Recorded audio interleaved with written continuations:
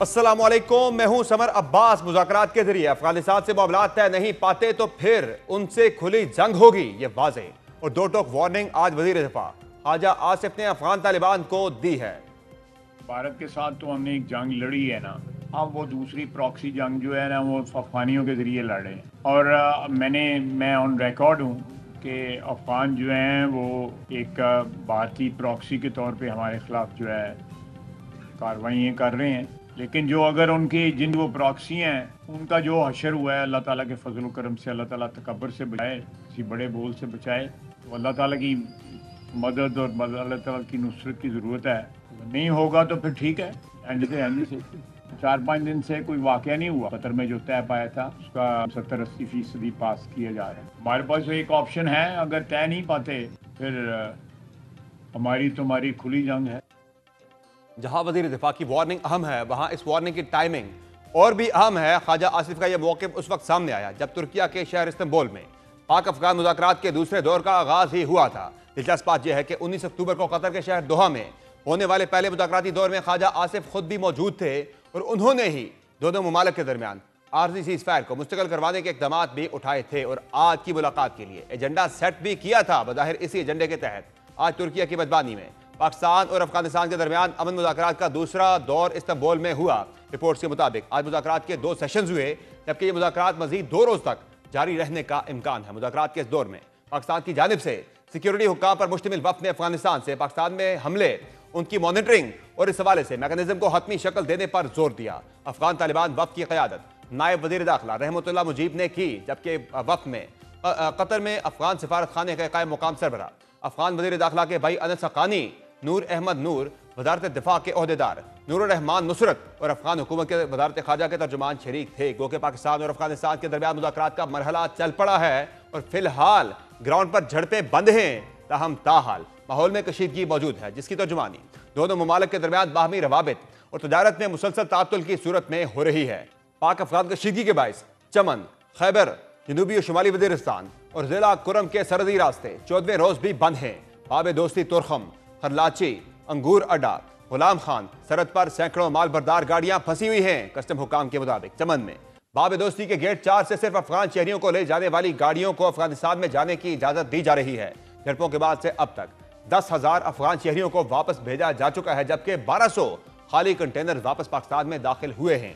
झड़पों में मुतासरा trade routes और मुतासरा मकामात से मलबा ताहाल नहीं हटाया जा सका। बाब दोस्ती खुलने की सूरत में ट्रांजिट कंटेनर्स को मरहलावार बहाल करने की तजवीज़ है। खैबर में तुरखम तजारती गुजरगाह, जनूबी वज़ीरिस्तान में अंगूर अड्डा, शुमाली वज़ीरिस्तान में गुलाम खान और ज़िला कुरम में खरलाची सरहदें भी बंद हैं। बाब दोस्ती कस्टम और चमन से कराची रूट पर सैकड़ों माल बरदार ट्रक और कंटेनर्स खड़े हैं, जबकि दोनों जानिब फंसी गाड़ियों में गोश्त, फल, सब्जियां, जूस खराब हो रहे हैं। फेडरल बोर्ड ऑफ रेवेन्यू के मुताबिक दो तरफा तजारत मुअत्तल होने से पहले कस्टम्स हुकाम ने तुरखम, गुलाम खान, खरलाची और अंगूर अड्डा बॉर्डर्स क्रॉसिंग पर 363 दरामदी गाड़ियों की क्लियरेंस कामयाबी से मुकम्मल कर ली थी। FPR के मुताबिक सरहद की बंदिश के बायस 255 गाड़ियां तुरखम टर्मिनल के अंदर खड़ी हैं, जबकि तकरीबन 200 गाड़ियां जमरोद लंडी कोतल रोड पर फंसी हुई हैं। जबकि गुलाम खान, खरलाची और अंगूर अड्डा बॉर्डर स्टेशन पर कोई दरामदी गाड़ी क्लियरेंस की मुंतज़िर नहीं है। चमन बॉर्डर कस्टम्स स्टेशन पर 15 अक्टूबर से कस्टम्स क्लियरेंस ऑपरेशन मुअत्तल हैं,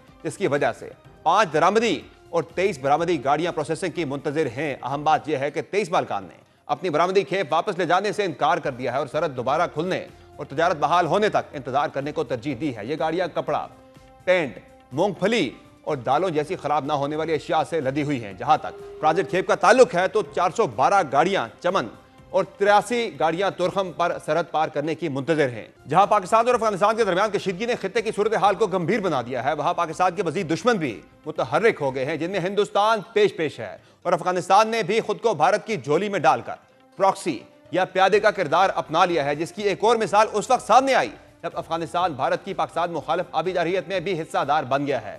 भारत और अफगानिस्तान के दरमियान पाकिस्तान मुखालिफत में बढ़ता आबी गठजोड़ बेनकाब हो गया है, जिसके जवाब में पाकिस्तान ने भी अपनी हिकमत अमली वदा करनी शुरू कर दी है। भारत और अफगानिस्तान की आबी गठजोड़ के बायस पाकिस्तान ने आबी और दिफा और खुद मुख्तारी का अज़्म जाहिर किया है, जबकि मार्का हक में शिकस्त के बाद भारत ने अफगान तालिबान के जरिए आबी जारहियत को हथियार बनाना शुरू किया है। रिपोर्ट्स के मुताबिक भारत की जानिब से अफगान तालिबान रजीम को $1 अरब अमरीकी डॉलर इमदाद की पेशकश की गई है। अफगान वजीर खारजा के दौरे भारत के बाद पानी को बतौर सियासी हथियार इस्तेमाल करने की पॉलिसी वाज़े हो गई है। गुज़िश्ता रोज इंडिया टुडे में शाया रिपोर्ट के मुताबिक अफगान तालिबान रजीम दरियाए कुन्नर पर भारतीय हुकूमत के ताउन से डैम तामीर करके पाकिस्तान को पानी की फराहमी रोकना चाहती है। अंदाजे के मुताबिक भारत अफगान रजीम को माली और तकनीकी मुआवनत फराहम करके मुख्तलिफ डैम्स तामीर करवा रहा है। ये तामीर होने वाले डैम नगलू, दरोंता, शाहतूत, शाह दरूस, गंभीरी और बागदरा पाकिस्तान की आबी सलामती के लिए संगीन खतरा हो सकते हैं। भारत ने पहले ही सिंतास मुआहिदा एक तरफा मुअत्तल करके पाकिस्तान के साथ बैनुल-अक़वामी आबी मुआहिदों की खिलाफ वर्जी की है। भारत अब अफगानिस्तान में डैमों की तामीर से दरियाए काबुल के बेसन पर असरअंदाज होने की कोशिश कर रहा है। दरियाए काबुल से पाकिस्तान को सालाना औसतन 16.5 बिलियन एकड़ फुट पानी मिलता है। पेशावर, चारसदा और नौशेरा जैसे अजला में गंदम, मकई और गन्ने की पैदावार बराह रास्त इसी पानी पर मुनहसर है।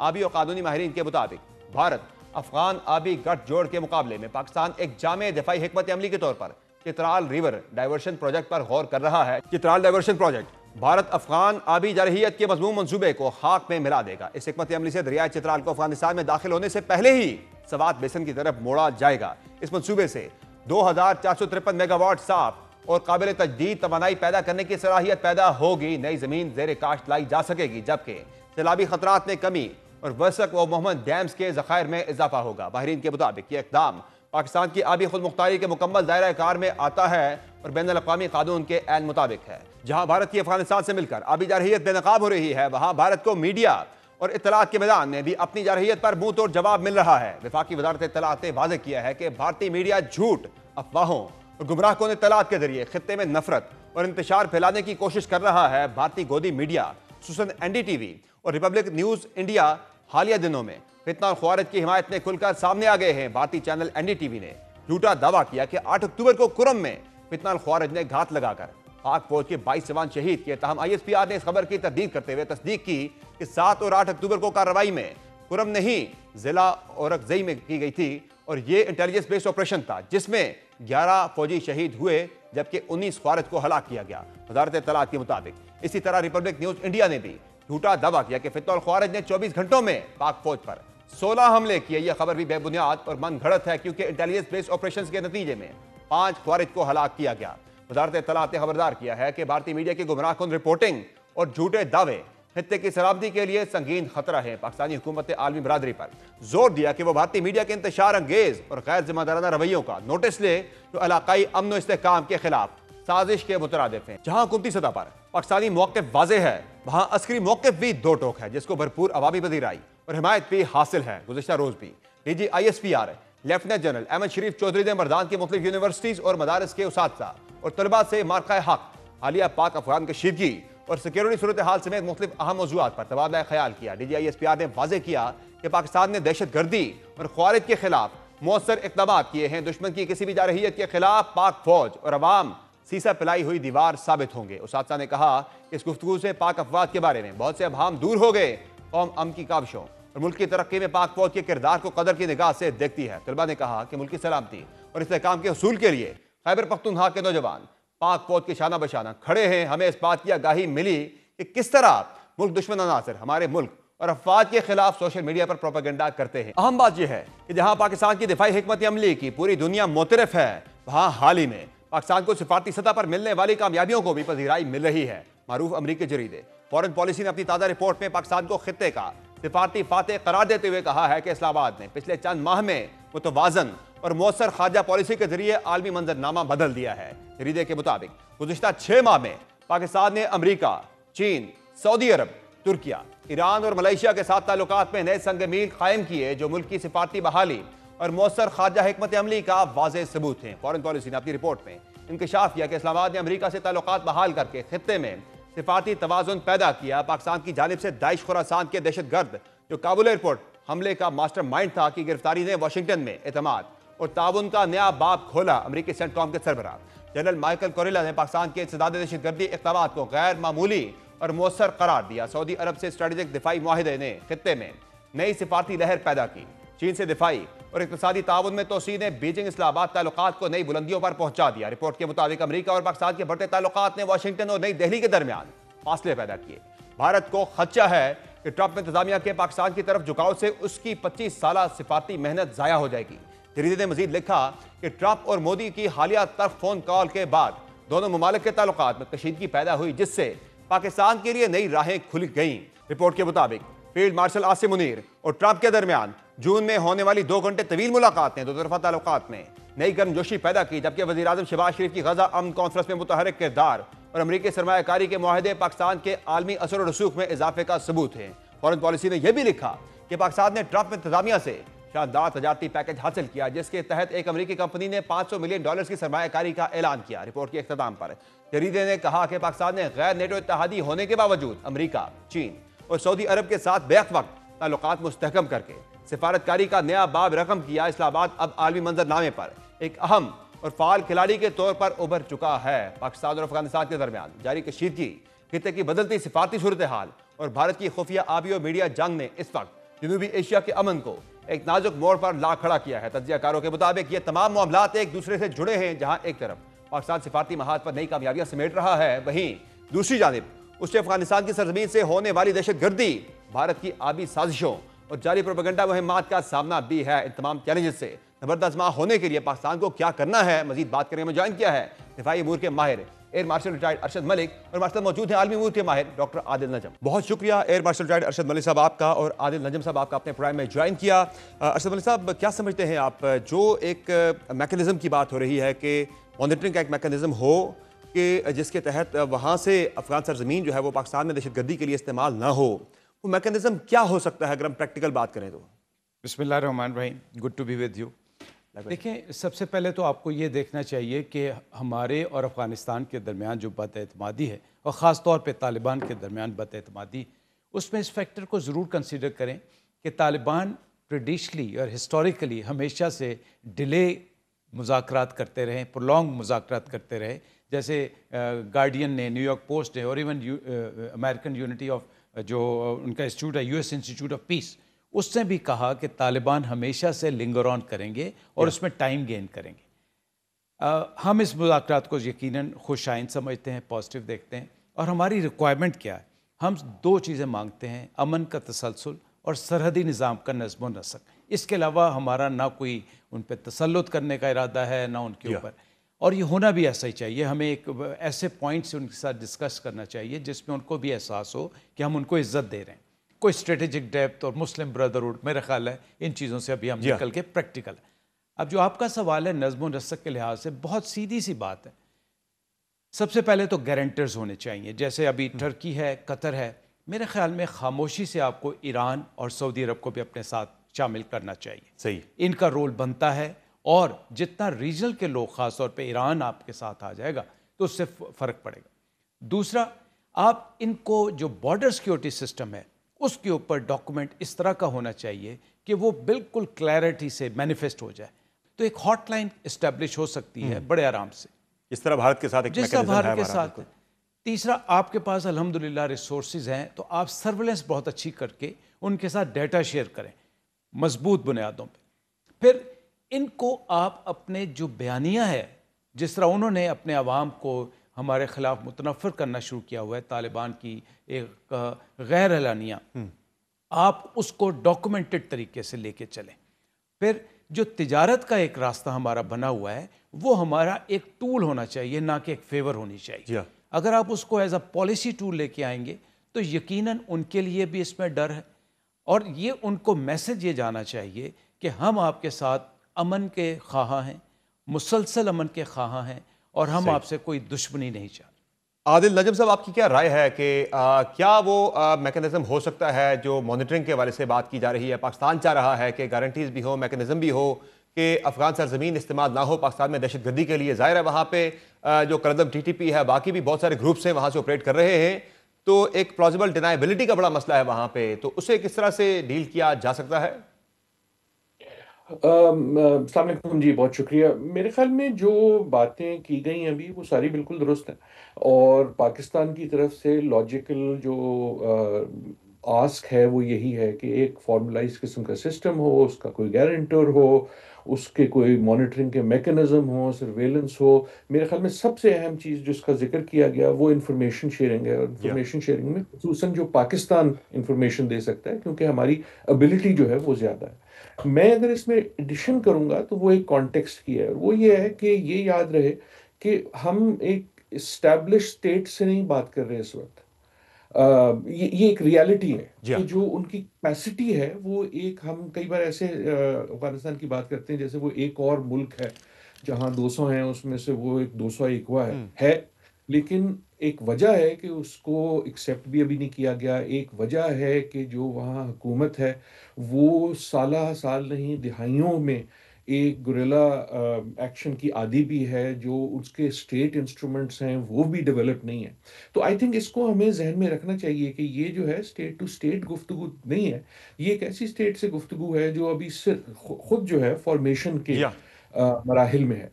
इसलिए मेरे ख्याल में दूसरे पार्टनर भी ज़्यादा इंपॉर्टेंट हैं कि उनको ये एबिलिटी भी मिल जाए कि अगर वो करना चाहते हैं तो वो कर सकें भी। क्योंकि आई थिंक अभी एक इशू ये भी है कि उनकी एबिलिटी जो है वो कैपेसिटी नहीं बिल्कुल है, जो है। ये करने कैपेसिटी नहीं है करने की। और एज ऑलवेज मैं ये भी कहूँगा कि एक जो हमारे लिए एक जो बड़ी इसमें चीज़ है कि साफ नज़र आता है कि इस वक्त अफगानिस्तान जो है वो भारत का प्रॉक्सी प्ले बिल्कुल कर रहा है। अगर वो कर रहा है तो फिर हमारे लिए सवाल ये है कि क्यों कर रहा है। अगर उसको किसी का प्रॉक्सी होना चाहिए तो वो तो हमारा होना चाहिए था ना। आप हमसाए हैं, आपने उसकी मदद की, आपने रेफ्यूजीज रखे, वहाँ आपकी ज़बान बोली जाती है, आपकी करेंसी इस्तेमाल की जाती है।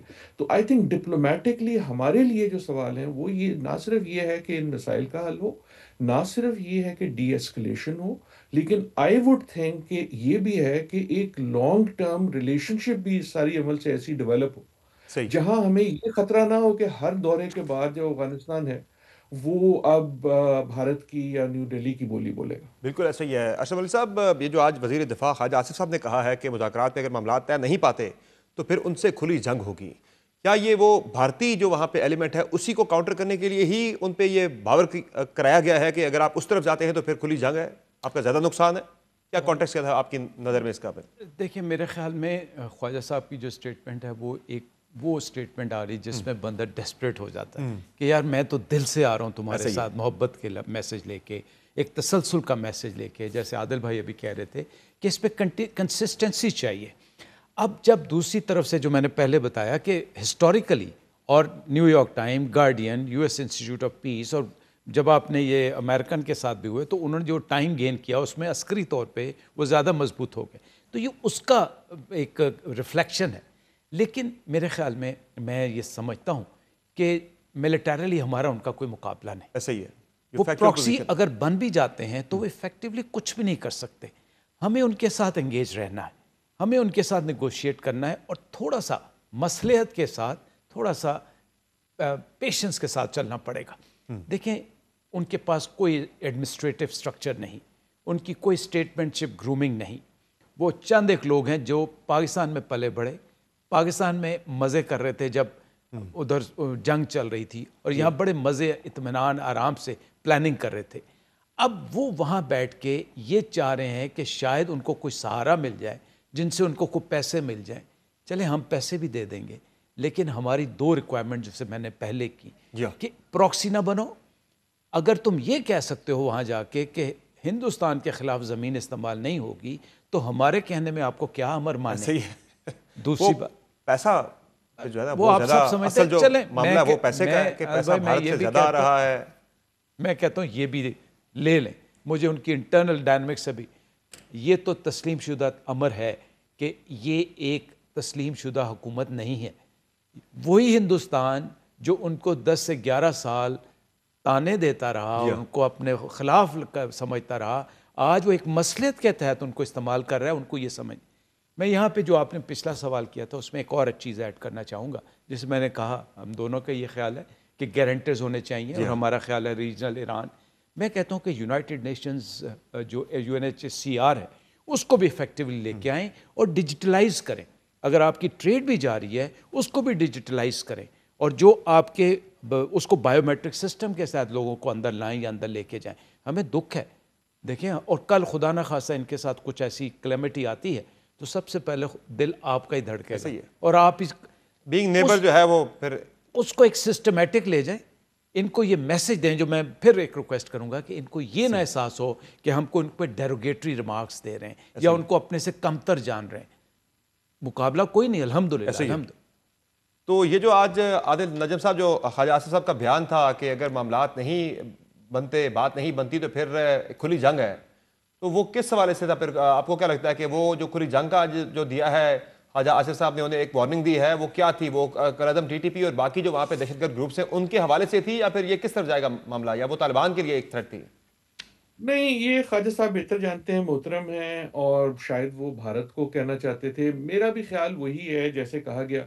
आई थिंक अफगानिस्तान सिलसिला फ़र्क है, और मेरा ख्याल सच्चा ये है कि ये बयानबाजी इसमें नॉट यूज़फुल नहीं है, वो बल्कि नुकसानदेह हो सकती। वो उस बयानबाजी को लेंगी भी मुख्तलिफ से, वो उसका रिस्पॉन्स भी मुख्तलिफ करेंगे। सो आई थिंक, मैं तो सच्ची बात ये कहता हूँ कि I been impressed by the foreign minister. देखिए, उनसे हम स्टेटमेंट नहीं सुनते, तो मेरे ख्याल में तो प्राइम मिनिस्टर साहब को कहना चाहिए सारों को, यार ये स्टेटमेंट जो है ना टीवी शीवी पे, और आप लोग भी थोड़े बाज आ लेकिन जाइए। है, उन्होंने थोड़ा सा दिया तो था हवाला के वो भारतीय प्रॉक्सी ना बने, भारतीय प्रॉक्सी ना बने ठीक वो, है, लेकिन हवाला उस वाले से। लेकिन मेरी जी जी। रीजन ये है मेरे कहने की कि कई बार स्टेटमेंट्स, पब्लिक स्टेटमेंट्स बड़ी यूजफुल होती हैं, क्योंकि आप सिग्नलिंग कर रहे हैं, आप मैसेजिंग कर रहे हैं।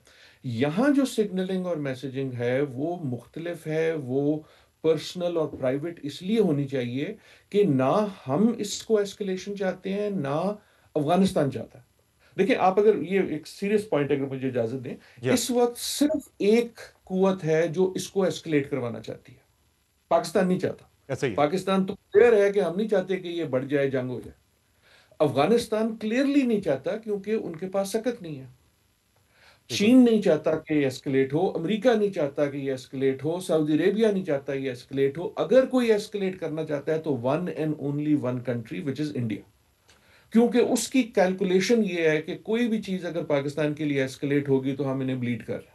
ऐसा ही है। सो कहने का मकसद ये कि यहाँ एक तो मसला है कि बयान क्या है, दूसरा ये है कि ग्रैंड स्ट्रेटजी क्या है। Yeah. भारत के साथ जब आपके मसाइल होते हैं तो ग्रैंड स्ट्रेटजी ये है कि हमें पता है कि जब तक मोदी है तो this is a perpetual question. Exactly. Afghanistan के साथ द ग्रैंड स्ट्रेटजी इज कि हमें इस ताल्लुकात को उस नहज पे लाना है कि Afghanistan, we do not want कि अफगानिस्तान हमारा प्रॉक्सी हो, लेकिन वो हमारा हमसाया है, उसको हमारा दोस्त होना चाहिए है, हमारे मफादात कॉमन हैं। हमें Yeah. उनको ये समझाना है कि यार तुम्हारे हक में ये है कि हमारे साथ अपने मफादात को करो, and we are ready and willing to do that. इसलिए ये जो बयान हम सुन रहे हैं, आई थिंक हम कई बार मैसेज कंफ्यूज कर देते हैं। एक मैसेज में हर एक को और अपनी डोमेस्टिक ऑडियंस को भी देना चाहते हैं ना कि मैं बड़ा तगड़ा हूं। बट आई थिंक इस वाले में आई वुड अप्रिशिएट के जो फॉरेन मिनिस्टर का स्टांस है कि आप खामोशी से काम करें, सही। And let the negotiators act, सही है। रादर देन ये बयान की जंग बने। सही हो गया। अशरफ अली साहब, मामला अब सिर्फ जो है वो अफगानिस्तान का एज ए प्रॉक्सी पाकिस्तान में दहशतगर्दी का नहीं है, बल्कि वो आबी जारियत के अंदर भी भारत के नक्शे कदम पर चल पड़े हैं, और जो कुन्नर से आने वाले दरिया के ऊपर जो अफगानिस्तान बात कर रहा है, तालिबान बात कर रहा है कि हम डैम बनाएंगे, पानी रोकेंगे, तो ये तो उसी तरफ जा रही है चीज़ें। जब हमने भारत के बारे में तो कहा था कि अगर ऐसी कोई वहाँ से किया जाता है, एक्ट होता है पानी रोकने का, तो वो हम उसे इस वार उसे हम समझेगा कि वो उन्होंने वार वेज कर दी पाकिस्तान के ऊपर, एक्ट ऑफ वार उसे तस्वर किया जाएगा। तो यहाँ भी उसी तरह से निपटा जाएगा। दो बातें, पहले तो जो मेरे ख्याल में एक समझदार आदमी करेगा कि पहले अपने घर की तरफ देखें। सही। कि मुझे क्या करना चाहिए, क्या मैं बयानबाजी से, क्या मैं लड़ाई से, क्या मैं एक्ट ऑफ वॉर डिक्लेयर करने से अपना कुछ फ़ायदा करूं। उससे कहीं बेहतर है कि अगर जो मुझे एक्शन लेने हैं अपने पानी के सिस्टम्स को मैनेज करने के लिए, it is about time that we should start to act on that. One second, मेरी राय में अगर आप उनके साथ इंगेज रहते हैं, मसलहत पसंदी से काम लेते हैं और उनको किसी तरह कंपनसेशन करते हैं, तो I am sure they would definitely review it, because they are in need. We are not, alhamdulillah, we are not in need. We are, alhamdulillah, we are having an upper hand. Let them come up to this hand. Why are we looking down upon them? उनकी dependency ज़्यादा है, landlocked country है, पाकिस्तान से उनकी transit trade जा रही है भारत के साथ। लेकिन भाई, अगर आप उनको और इस तरह के आप बयानबाजी करेंगे, लुक डाउन अपॉन करेंगे, तो वो तुर्कमानिस्तान, चाबहार, हिंदुस्तान कहीं ना कहीं जाएंगे। आफ्टर ऑल उन्होंने भी ऐसा ही है। लेकिन मसलहत आपके हक में क्या है कि पहले अपना घर दुरुस्त करो, अपनी चीज़ें, दूसरा उनके साथ मसलहत पसंदी के साथ एंगेज करो और इसको अपने फ़ायदे में लेके आओ। बिल्कुल सही है। और क्या कहेंगे आदिल नजम साहब, जो पाकिस्तानी सफारतकारी के हवाले से बड़ी दुनिया में तारीफ़ें हो रही हैं, जो अमरीकी फ़ॉरेन पॉलिसी के हवाले से जो है अमरीकी जरीदे फ़ॉरेन पॉलिसी ने अपनी जो रिपोर्ट दी है कि पाकिस्तान ने बड़ी ज़बरदस्त कामयाबियाँ हासिल की, जिस तरह से पाकिस्तान ने डोनाल्ड ट्रंप को एंगेज किया और जिस तरह से भारत के मामले पे हो गया और सऊदी अरब के साथ भी जो हमारा दिफाई मुआहिदा हुआ, क्या समझते हैं इस वक्त जो पाकिस्तान की सफारती कद-काठ है उसमें जो इजाफा हुआ है, पाकिस्तान किस तरह से उस पर कैपिटलाइज कर सकता है जो इस वक्त बहरानी कैफियत चल रही है हमारी पर्टिकुलरली हमारे नेबरहुड के अंदर? देखिए, पाकिस्तान यकीनन, और मैं आपके शो में ना सिर्फ इस साल, इससे पहले से भी कहता रहा हूँ कि आई थिंक हमारा डिप्लोमेसी एक स्ट्रेंथ है। वो पिछले 70 साल से हमारी स्ट्रेंथ रही है, और जब हमने उसको इग्नोर किया है तो हमें ही नुकसान हुआ। And this was a very good year, और बहुत सारी चीज़ें जिस आर्टिकल का आप हवाला कर रहे हैं, इसको हमें कैपिटलाइज करना चाहिए, क्योंकि जिस हम, और उसकी ज़रूरत ये है कि जिस हम दुनिया में रह रहे हैं, we will need it again and again. सही है। आपको एक के बाद एक चीन के साथ, अमेरिका के साथ, दुनिया में जितना तगय्युर तब्दीली हो रही है, उसमें हमें डिप्लोमेटिक केयर की भी जरूरत होगी और स्ट्रेंथ की भी होगी। तो ये इट इज़ नॉट जस्ट कि हम सीना तान लें, और वो यकीनन खुश होना चाहिए, लेकिन आगे जो मसाइल आएंगे और आ रहे हैं वो बहुत बड़े हैं, इंक्लूडिंग अमेरिका के साथ डिप्लोमेसी। एक या डिप्लोमेसी का सवाल ये है कि अगर हम, if we are seen Trump का यार, तो उसकी कहीं ना कहीं कीमत देनी पड़ेगी। या If we are seen as dependable to America, that is a different thing than Trump का यार। और ये बड़ी एक फाइन लाइन है, क्योंकि इस वक्त अमेरिका में भी तो एक खाना जंगी है ना, एक सिविल वॉर चल रही है। सो और दुनिया जो है वो तगैर तबद्दुल में। So for all these reasons I think the article is correct. ये बड़ा अच्छा साल रहा है, and for all those reasons हमें अपनी डिप्लोमेसी को स्ट्रेंथन करना चाहिए। मेरे ख्याल में जो बेस्ट चीज हुई है, और ये एक आध महीने की बात नहीं है, पिछले 3-4 साल में हुई है, कि या हमने सडनली ये देखना शुरू किया कि Pakistan was engaging more countries, या अफ्रीका में भी, लैटिन अमेरिका में भी, यूनाइटेड नेशंस में भी। क्योंकि दुनिया तब्दील हो रही है, I think that is the right strategy, सही। कि हमारे जो ब्रेड्थ है डिप्लोमेटिक, उसको भी हम यूज करें। हमारे मुसलमान ममालिक के साथ तो ताल्लुकात हैं ही, बड़ी ताकतों के साथ भी रहे हैं, लेकिन जो आइंदा वक्त आ रहा है, और मैं महीनों की बात कर रहा हूँ, सालों की नहीं, उसमें आपको बार बार इस डिप्लोमेसी की जरूरत पड़ेगी। देर फोर जितनी प्रैक्टिस कर लें उतना अच्छा। अर्शद वली साहब, फाइनली ये बताएं कि अगर हम ये अफगानिस्तान वाला फ्रंट अगर हम बंद करने में कामयाब हो जाते हैं थ्रू डिप्लोमेसी, बातचीत जो हमारी उनके साथ चल रही है, एज अ प्रॉक्सी वो अगर भारत की इस्तेमाल नहीं होते, ये फ्रंट अगर बंद हो जाता है, तो फिर भारत जो है क्या किसी बराह रास्त जारियत की तरफ दोबारा आ सकता है, या फिलहाल वो खतरा नहीं है? मैं आपकी वजह से पहले जी, पिछले सवाल के श्योर, ऊपर श्योर। छोटा सा कमेंट देना चाहूँगा। ये बड़ी खुशाइंद बात है कि अल्हम्दुलिल्लाह अल्लाह ने हमें सफारती माज पे बहुत कामयाबियाँ दी और मिलिट्री माज, लेकिन मेरे ख्याल में अब हमें अपना एनालिसिस कर लेना चाहिए। हमें अपनी राहें मुतय्यन करनी चाहिए। बिल्कुल। हमें रिएक्शन फॉरेन पॉलिसी की बजाय एंटिसिपेटेड फॉरेन पॉलिसी पे करना चाहिए, और इसी बयानिए को सयाको सबाक के साथ मिलके एंटिसिपेट करते हुए दूसरी नेशंस को एंगेज करना चाहिए। दूसरी बात, आप सिर्फ सफारती और एक पे, लेकिन आपके अंदर के अपने मसाइल बहुत जी ज़्यादा हाँ, ऐसा ही है। अगर आप ये समझते हैं कि अब हम टेक ऑफ कर जाएंगे, तो अभी नहीं। So let's stop talking and let's start to react and start to act, जैसा मैंने रिक्वेस्ट की। कि दूसरा, जैसे आपने कहा, मेरे ख्याल में अभी भी कन्वेंशनल वॉर की हिंदुस्तान के पास जो गुंजाइश नहीं। सही।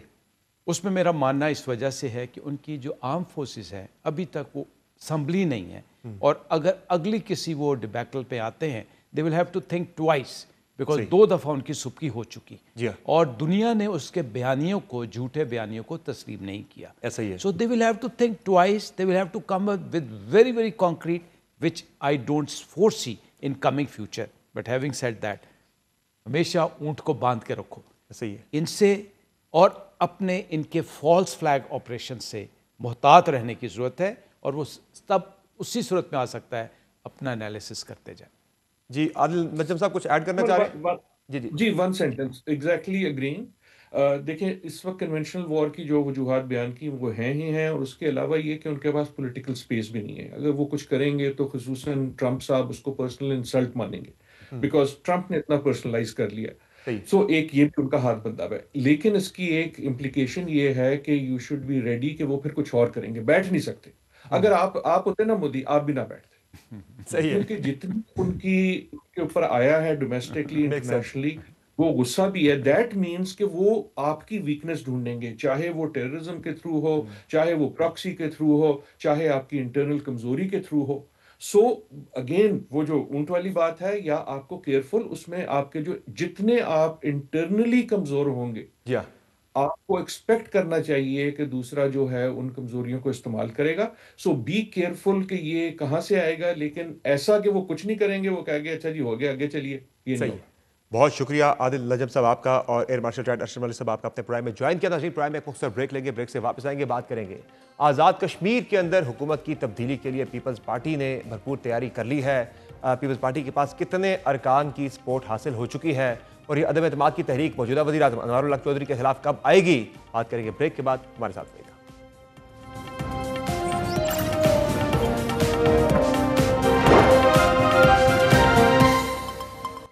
वेलकम बैक नाज़रीन। आज़ाद कश्मीर में 4 साल में चौथा वज़ीर आज़म आने लगा है, ये तीसरा वज़ीर आज़म तब्दील हो रहा है और पीपल्स पार्टी ने यह दावा कर दिया है कि उनके पास नंबर गेम पूरी हो गई है।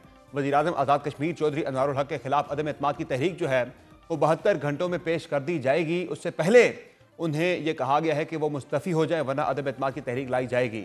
बेसिकली आज पहला इजलास हुआ जरदारी हाउस में, जहाँ पीपल्स पार्टी की आला क़यादत है, जिनमें बिलावल भुट्टो जरदारी और फ़याल तालपुर ने पार्टी क़यादत से, आज़ाद कश्मीर की पार्लिमानी पार्टी से पूछा कि क्यों हमें ये तब्दीली लानी चाहिए, वहाँ पे आया हमारे फ़ायदे में है या नुकसान में है। तो पार्टी ने कन्विंस कर लिया बिलावल भुट्टो जरदारी को कि वहाँ तब्दीली पीपल्स पार्टी के फ़ायदे में है। इसके बाद फिर ऐवान सदर में इजलास हुआ, जहाँ आसिफ अली जरदारी साहब के साथ मुशावरत हुई बड़ी तवील इस हवाले से, और उसमें यह तय पाया है कि अदम एतमाद की तहरीक लाई जाएगी वज़ीर आज़म आज़ाद कश्मीर चौधरी अनवारुल हक के खिलाफ, और 72 घंटे का टाइम उन्हें मुस्तफ़ी होने के लिए दिया गया है। और वज़ीर आज़म के कैंडिडेट का ऐलान जो है पीपल्स पार्टी की तरफ से, वो 2 रोज़ में बिलावल भुट्टो जरदारी की जानिब से किया जाएगा। क्या वजह है कि 4 साल में चौथा वज़ीर आज़म क्यों आ रहा है आज़ाद कश्मीर के अंदर, और पीपल्स पार्टी के पास नंबर कितना है इस वक्त? 17 तो उनके अपने अरकान हैं, MLAs हैं। 53 अरकान की असम्बली के अंदर 27 का जो है वो अदद दरकार है वज़ीर आज़म को तब्दील करने के लिए, हटाने के लिए। कैंडिडेट कौन हो सकता है पीपल्स पार्टी का, इसी पर बात करेंगे। हमारे साथ मौजूद हैं आज़ाद कश्मीर की सियासत पर गहरी निगाह रखने वाले सीनियर साफ़ी और तजज़ियाकार अफजल भट्ट साहब। बहुत शुक्रिया भट्ट साहब, आपने प्रोग्राम में ज्वाइन किया। ये बताएगा कि फैसला तो हो गया है कि चौधरी अनवारुल हक के खिलाफ अदम एतमाद की तहरीक लानी है, 72 घंटे का टाइम उन्हें दिया गया है मुस्तफ़ी होने के लिए।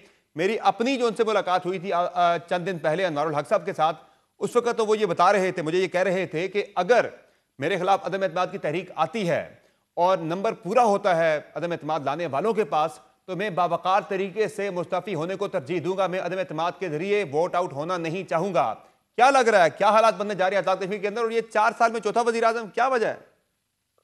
देखिए, पहली बात तो यह है कि ये बात बार बार चौधरी अनवारुल हक साहब कह चुके हैं कि अगर जिस दिन मुझे पता चल गया कि 27 लोग जो हैं वो मुझे हटाने के लिए इकट्ठे हो चुके हैं या उन्होंने दस्तखत कर दिए हैं या मुझे दिखा दिए जाए, तो मैं उसी दिन मुस्तफी हो जाऊंगा।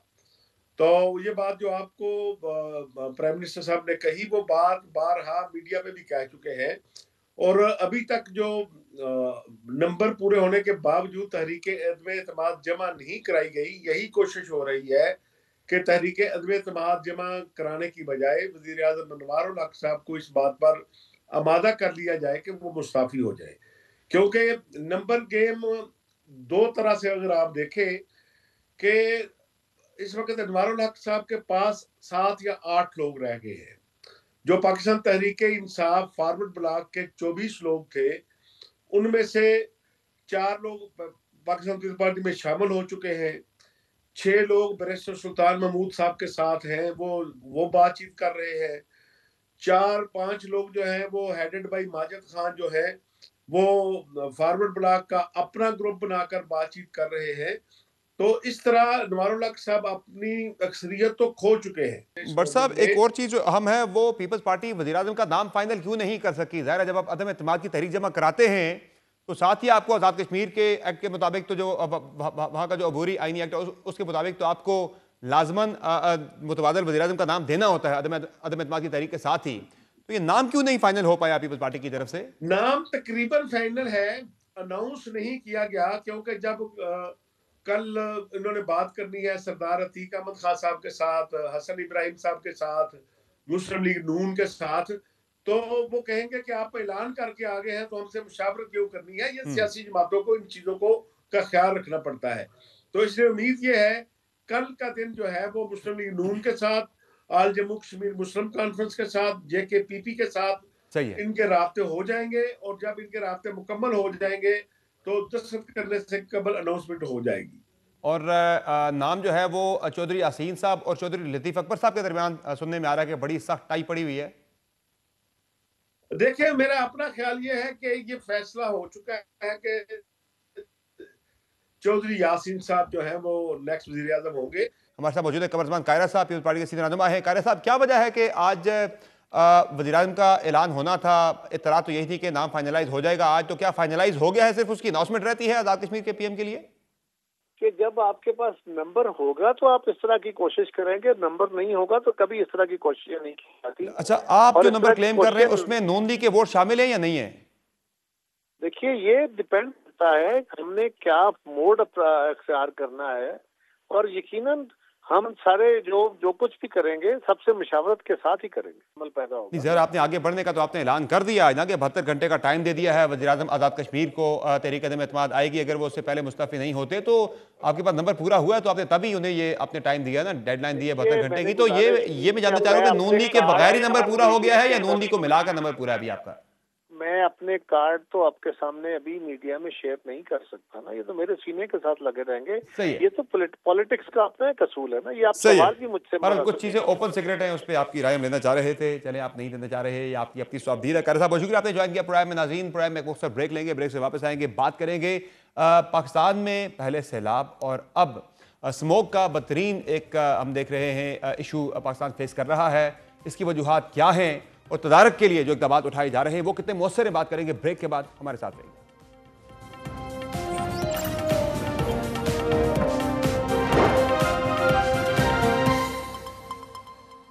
Welcome back. पाकिस्तान में मौसमियाती तब्दीली का मसला इंतहाई संगीन होता जा रहा है। ग्लोबल वार्मिंग, ज़राअत की मुश्किलात, कुदरती आफात की शिद्दत में इजाफा और सेहत के मसाइल इंसानी जिंदगियों और मईशत पर गहरे असरात डाल रहे हैं। इन्हीं असरात की वजह से मुल्क और बिलखुसूस पंजाब में फ़िज़ाई आलूदगी के संगीन सूरत हाल बदस्तूर बरकरार है, जबकि लाहौर एक बार फिर दुनिया के सबसे ज्यादा आलूदा तरीन शहरों में सरे फहरिस्त आ गया है। माहौलियाती माहिरीन के मुताबिक बढ़ती हुई स्मोग, ट्रैफिक के धुएं और सनती फजले ने फिजा को शदीद तौर पर मुज़र सेहत बना दिया है, जिसके असरात इंसानी सेहत पर खतरनाक हद तक पड़ रहे हैं। ताज़ा आदाद और शुमार के मुताबिक लाहौर का एयर क्वालिटी इंडेक्स AQI खतरनाक सतह 363 तक जा पहुंचा है, जिससे सांस, आंखों और जिल्द की बीमारियों में तेजी से इजाफा हो रहा है। दूसरी जानिब बातिदार हुकूमत दिल्ली दुनिया का दूसरा आलूदा तरीन शहर करार पाया, जहां 232 AQI रिकॉर्ड किया गया। गुजरावाला में एयर क्वालिटी इंडेक्स 239, मुल्तान में 227 और सियालकोट में 191 रिकॉर्ड किया गया। लाहौर समेत पंजाब भर में अक्टूबर से दिसंबर तक हर साल शदीद स्मोक के बायस शहरियों के लिए सांस लेना दुश्वार हो जाता है। महकमा सेहत के रिकॉर्ड के मुताबिक गुज़िश्ता साल 2024 में इन्हीं 3 महीनों के दौरान लाहौर, फैसलाबाद, मुल्तान और गुजरावाला में 30,000 से ज्यादा अफराद ने सांस की बीमारियों, एलर्जी और आंखों और गले की जलन का इलाज करवाया। महकमा माहौलियात ने खबरदार किया है कि फिदाई आलूदगी की मौजूदा सूरत हाल अगर बरकरार रहती है तो अस्पतालों में सांस, दमा, एलर्जी और आंखों के अमराज में खतरनाक हद तक इजाफा हो सकता है। शहरियों को हिदायत की गई है कि वो गैर जरूरी तौर पर घरों से निकलने से गुरेज करें, मास्क और चश्मे का इस्तेमाल करें और सुबह शाम के औकात में वर्जिश से परहेज करें।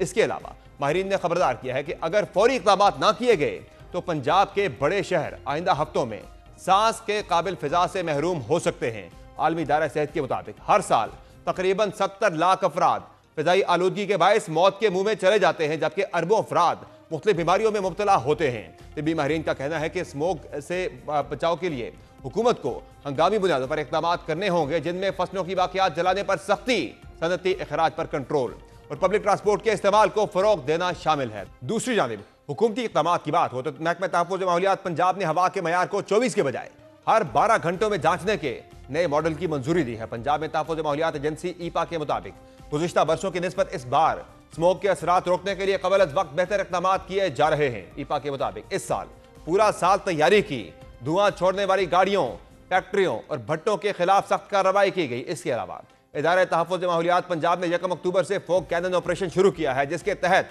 पाकिस्तान की तारीख में पहली बार पंजाब में स्मोक गन्स के इस्तेमाल से फिजाई मयार बेहतर बनाने का कामयाब तजुर्बा भी किया गया है। लाहौर के इलाके कहना में फिजाई आलूदगी में स्मोक गन्स के इस्तेमाल के कामयाब नताइज बरामद हुए हैं। कहना में स्मोक गन्स के इस्तेमाल से एयर क्वालिटी इंडेक्स 666 से कम होकर 170 पर आ गया। यानी स्मोक गन्स के इस्तेमाल से फिजाई आलूदगी में 70% कमी रिकॉर्ड की गई। महकमे तहफ़्फ़ुज़ माहौलियात के मुताबिक स्मोक पर काबू पाने के लिए 15 फोक कैनन्स मशीनें लाहौर के मुख्तलिफ इलाकों में सरगर्म हैं। हर ट्रक 12,000 लीटर पानी ले जा सकता है और अगर ट्रक 10 से 15 किलोमीटर फी घंटा की रफ्तार से चले तो पानी के छिड़काव का एक चक्कर 1 घंटे में पूरा होता है। इस मंसूबे की लागत 1 अरब रुपए है और एक मशीन की कीमत 6.5 करोड़ रुपए है। इस मुतालिक पंजाब की सीनियर वजीर मरियम औरंगजेब का कहना था कि सूबे में स्मोक के खात्मे के लिए मौसर और ठोस इकदाम उठाए जा रहे हैं और एक जामे एक्शन प्लान तैयार किया गया है जिस पर सख्ती से अमल दरामद हो रहा है।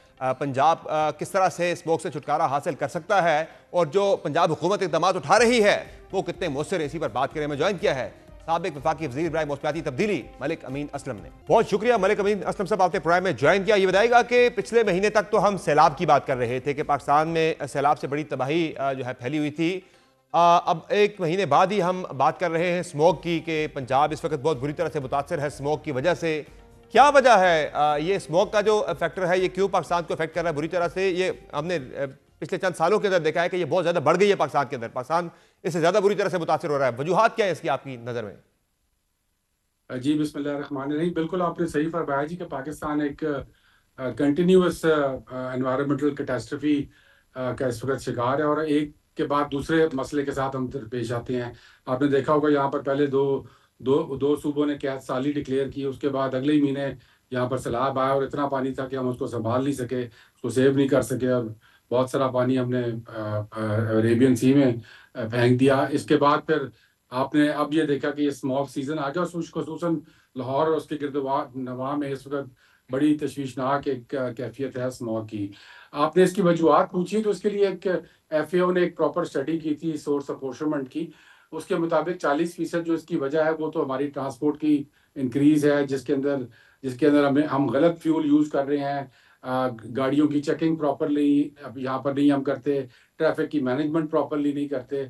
तो ये तमाम वजूहत शामिल है उस ट्रांसपोर्ट के फैक्टर में। इसी के साथ साथ सेकंड जो है वो 25% हमारी एग्रीकल्चर है जिसमें हम ये बाकियात जब हम जलाते हैं राइस के स्टबल को तो उससे मसला पैदा होता है। और फिर यहाँ पर इंडस्ट्रियल जिसमें आपकी ब्रिक किल्स आ जाती हैं और आपके जो स्टील फर्नेसेस आ जाते हैं वो शामिल हैं इसके अंदर। और फिर डिफॉरेस्टेशन एक बहुत बड़ा एलिमेंट है कि लाहौर शहर एक ज़माने में मुगलों के ज़माने में सिटी ऑफ गार्डन्स कहलाता था, लेकिन आज ये मुल्क शहर जो है ये गार्डन्स को तरस गया है। बिल्कुल 70% जहाँ के ग्रीन कवर जो है उसको 1 दिहाई के अंदर ख़त्म किया गया 2008 से 2018 के दरमियान।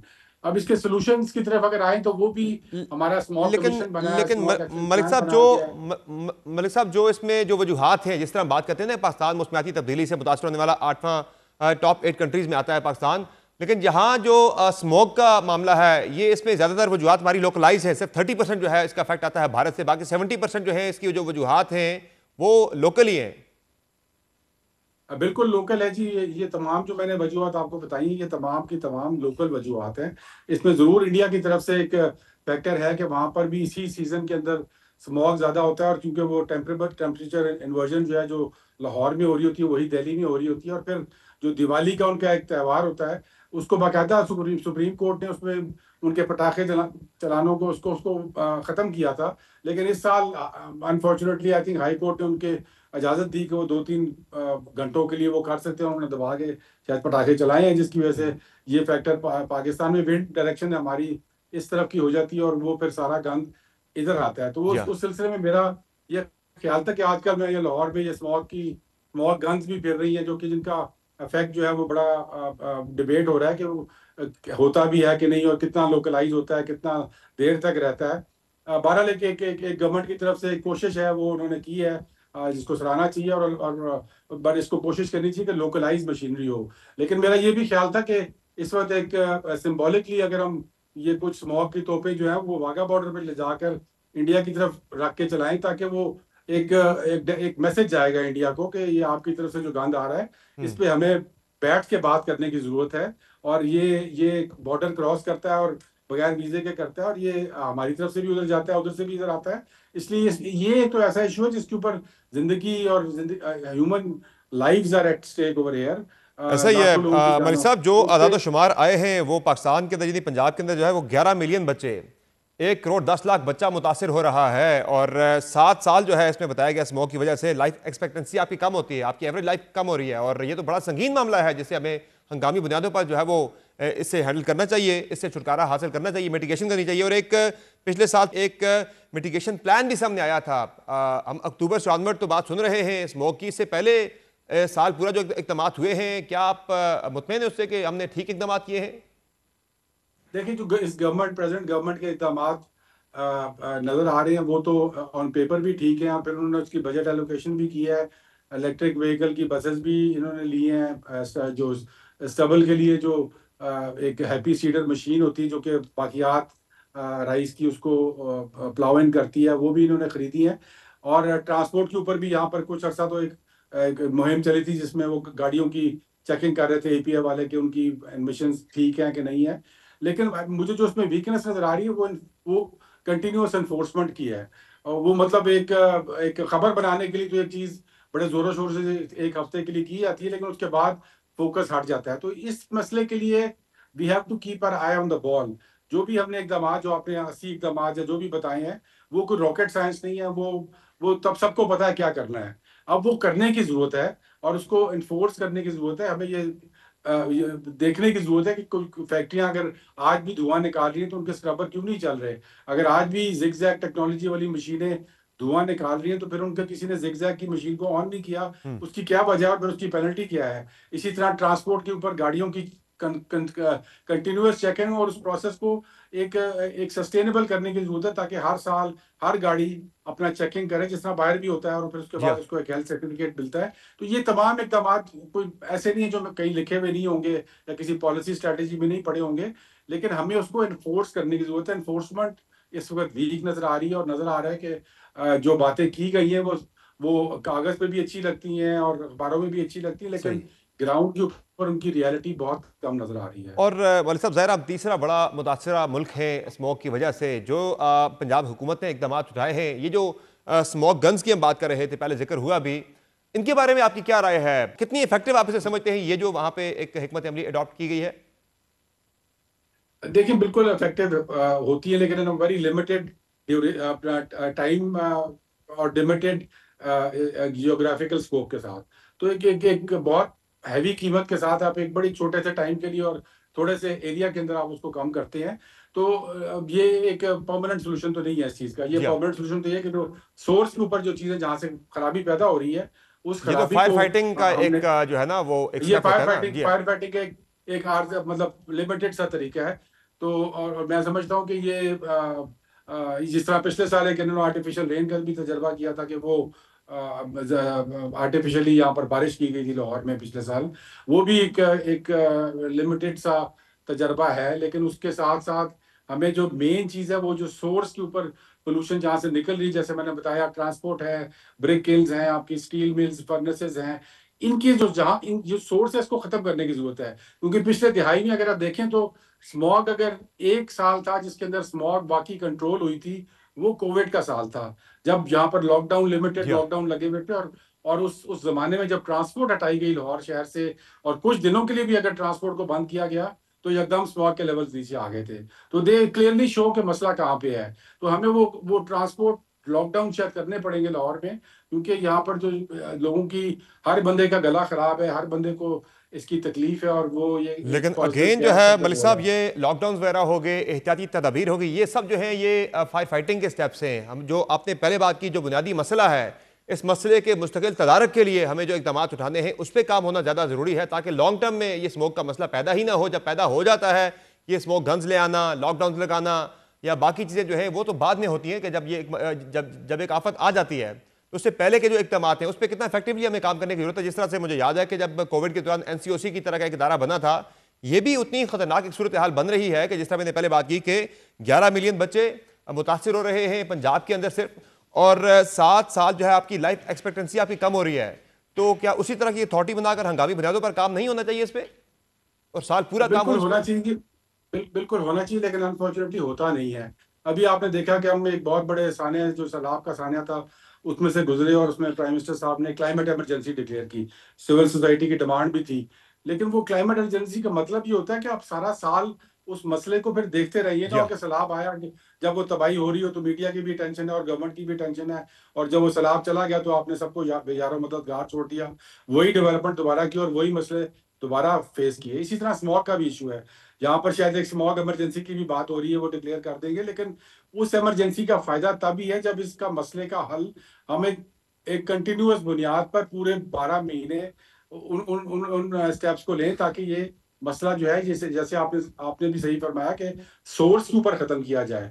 हम ज्यादा फोकस करते हैं एंड ऑफ पाइप, जिसको सोल्यूशन कहते हैं एनवायरमेंटल टर्म्स में, कि पाइप सारा गंद पैदा कर दिया और फिर वो पाइप के एंड पे हमने कोशिश की कि कभी स्मॉग गन लगा दी इसके ऊपर, कभी आर्टिफिशियल रेन लगा दी। तो एंड ऑफ पाइप सोल्यूशन नहीं है इसका कंटिन्यूअस सोल्यूशन है, और वो सोर्स के ऊपर होगा, उसको हमें खत्म करने की जरूरत है। और जो जहां तक स्मॉग गन का ताल्लुक है, मैं दोबारा से ये कहूंगा कि अलामती तौर पे ये बड़ा स्ट्रॉन्ग सिंबॉलिक जेस्चर होगा कि इसके वाघा बॉर्डर पे जाके ये तोपे चलाएं, ताकि इंडिया को भी समझ आए कि ये क्रॉस बॉर्डर इशू है और इस पे हमें साथ बैठने की जरूरत है। बहुत शुक्रिया मलिक अमीन असलम साहब, आपने प्राइम में ज्वाइन किया। यकीनी तौर पर सैलाब हो या दीगर कुदरती आफात हो, जब एक सूरत हाल से दो चार होता है मुल्क हमारा, तो तब यहाँ पे हंगामी इक़दाम नज़र आते हैं, अटेंशन नज़र आती है पॉलिसी मेकर्स की। लेकिन जो ही ये सूरत हाल गुजरती है उसके बाद फिर पूरा साल हम भूल जाते हैं। कंसिस्टेंसी के साथ इन इशूज़ के ऊपर काम करने की ज़रूरत है। आज के प्राइम में इतना ही, इजाज़त दीजिए, अल्लाह हाफ़िज़।